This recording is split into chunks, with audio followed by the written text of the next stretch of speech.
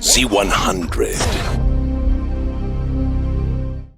Look who's back in the studio. She was here like a month ago. We welcome back Ellie Goulding, who's got a new album coming out. Yeah, I do. Days away. Is it October? What, October 18th? October 9th. October 9th. Okay, great. October 9th that comes out. And this is so weird because Lights took so long to cross the pond, the giant ocean between here and your native country, which we love so much. Although it didn't really do anything, in the UK, it just sort of passed everyone by. Oh, I didn't know that. Really? Nothing in the UK? It was like the 6th single from my album, so it kind of got to the point where everyone was just like, all right, time for the next record now, because we released so much, and by that point it was just like meh.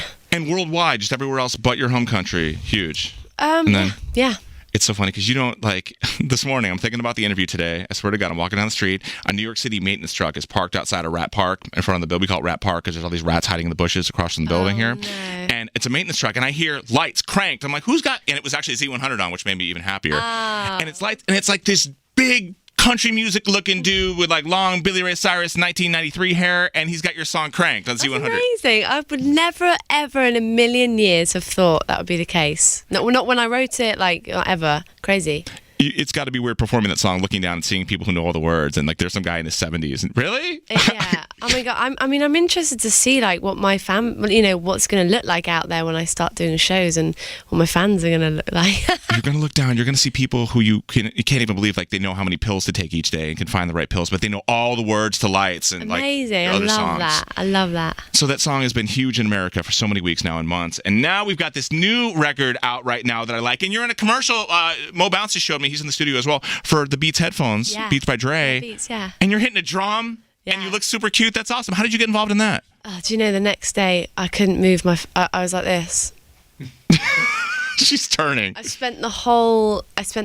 Sorry, yeah, I forgot it's radio. And also video, but for the people maybe listening to the podcast version. I spent that whole however many hours it was doing that little tiny bit, just shaking my head around, going crazy. And the next day I was like, oh, regret. That wasn't a one-take thing? Because it looked like you just got it. I can't believe how little they used, because I did so much. What didn't we see? Shaking my butt around. How did they not use booty shaking? Ellie Goulding booty shaking got cut out. Damn it. Does that make you upset? The director obviously does not fancy me in that way because... Well, it was female, so... She does not fancy me in that way because my ass got cut out. Yeah. Wow. No, love the commercial, and I love the single. Cool. That is in it as well. Do you like I do, it? yeah. I heard it. Yeah, he played it for me. Rob, what did I say weeks ago? Yeah, see, Rob, off-camera Rob said, yeah, he loved it. Yeah, he brought him to the studio. Anytime that, Rob is excited about something, he doesn't flail, but he'll, Jay, you got to hear this. And he'll just hand me a CD, and we'll dust off the CD player. Yay. And then we'll hear it, and I really enjoyed it. Awesome. Yeah. So you're working on this album, and you're painstakingly recording all these songs, and a lot of people don't realize the process of an artist going in and making an album where you'll make a ton of songs, but you'll only use 12, 13 of them. So there's songs that get left out. Yeah. Who decides? How much influence do you have on your album, with what you want on the album versus what the minions around you have decided is best? I had a lot. There's definitely always opinions, but my label are very respectful of me. They trust me. They trust my decision, and they tried to make me take one off and put another one on, and I was like no, because it was like a body. If I'd taken one off, I would have felt like I'd cut off my arm or something. We say this all the time, but it's like children, right? Yeah. Yeah. Yeah. You're not a mom, but this is like the closest thing right now you have to kids. It's like these or pets. Yeah, it's my baby, Mm-hmm. This is like my thing that I'm sort of. This sounds kind of weird, giving birth to. She's crowning. Yeah. I see a single and a foot.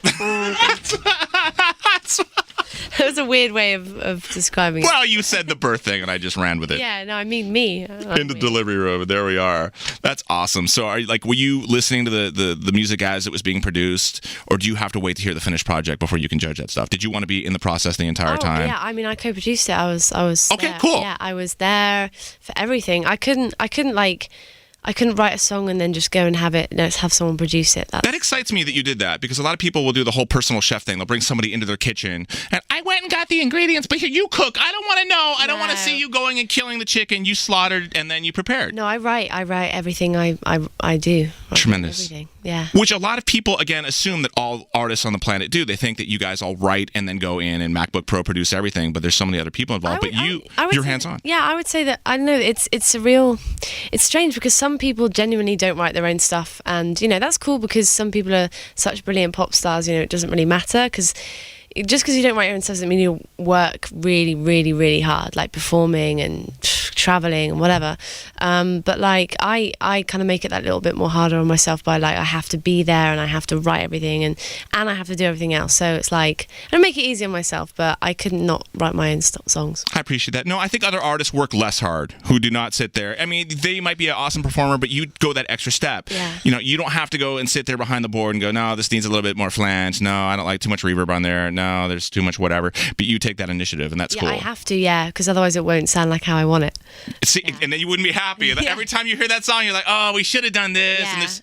And once that thing's done, there's a remix, but no redos on the original. Exactly. You know? I heard Taylor Swift wrote the entirety of her last record, like 100%. Good for Taylor. That's amazing. Good for her, man. Good for Taylor. I like Taylor Swift. She's great.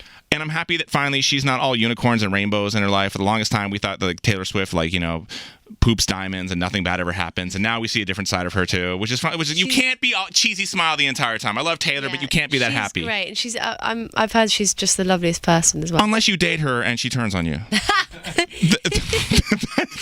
We have not dated. No, I know you haven't. But it's like, can you imagine that? Like, you know, the relationship might not have been your fault, and all of a sudden there's this song, and then like the guy's just listening to the radio in his car, right, just you're talking screaming. about that's the song. We are never ever getting back together. I wish I'd written that.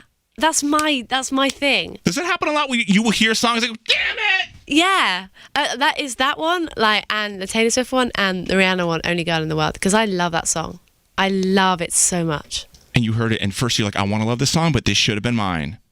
No, I mean just respect, like for girls writing these songs, because it's genius. I love it. I'm really obsessed with lyrics and songwriting. In fact, we were just listening to, I don't know if you know Marina and the Diamonds. Yeah. We were just listening. She has this track called Obsessions, and it's like the first song I heard of hers from years ago, and she's just such a brilliant writer. It's very anti-men, but it's cool though. I sense a theme here. Yeah. I sense a theme. This is the ultimate. If you're not involved in music and you're watching this is the ultimate. Like when you go to a restaurant and you order something and you just finish ordering and the waiter walks away and then you see a plate of food going to a different table with something that you should have ordered and you're like, oh man, and then you didn't get the shrimp. I do that a lot because I also love food a lot. You're a big eater, huh? You enjoy the food? Yeah. Yeah. Now your country is known for not having the food. best food, and that can't be true. It's not.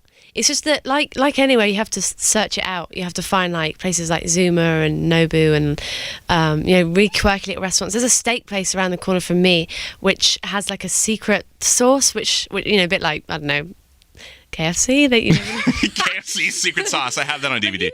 Like. But like the thing that no one will ever know the exact ingredients. It's so special and addictive. Like they have this steak place which originate in France, and they have one in the middle of London. And you can't book. You just queue around the corner, and they just serve salad, and then steak and fries. But it's absolutely amazing. It's perfect. No, I want to go. That's the only reason why I want to go. I want to go there. I want to see, And wine as well. I like drinking. I like eating. I like your country. I like you. Before you leave, Ellie, I need your help with something really important here, okay? This is why my friend Mo Bounce is in the studio. Mo Bounce has, for the longest time, whenever someone calls with an English accent, he will then try to imitate that person. But he just, come over here. Come over to share my microphone, my friend. You need to help him with his British accent. Okay, I'll do that. Because he sounds like Mrs. Doubtfire on drugs. I can only do it in a high pitch. Go, Hello, how are you doing today? It's good. That's not bad. No, it's not good. It's not good. It's bad. It's bad. It's horrible. It's bad. But It's terrible. Who in England do you think he sounds like sounding like that? Terrible.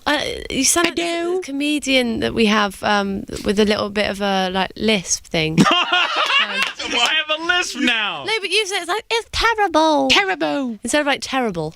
Like terrible. You don't say terrible. Do we? No. I mean, Are there any elderly women in England who sound the way he does? 'Cause Yeah. there are. So there are but actual with people. a weird speech thing. No offense. No, it's okay. I mean, it's interesting. Where did you get that from? Mrs. Doubtfire. That's where I that's what got it. And Adele sounds like that to me. See, my tour manager is Scottish. She's around here somewhere. And Mrs. Doubtfire talks like that because she's from Hello. Scotland. Hello. Hello, dear. If that's the only accent you can do. So it's not even English, it's Scottish. I'm done. Yeah. And it's crap. I mean, good effort. It's crap. Good effort. Mo It's Bounce, crap. thank you. It's crap. Thank you. Thank you. Can't wait to hear the rest of the album. All these things you I think you're gonna painstakingly. like it. I think I will because I know you were sitting there behind the board painstakingly adjusting Yeah. knobs and levers, and you were part of the You're process. gonna like it, I think. And we love having you come by Z100. Ellie Goulding, Thanks for continued having me. success in everything you do. Thank you. Thank you.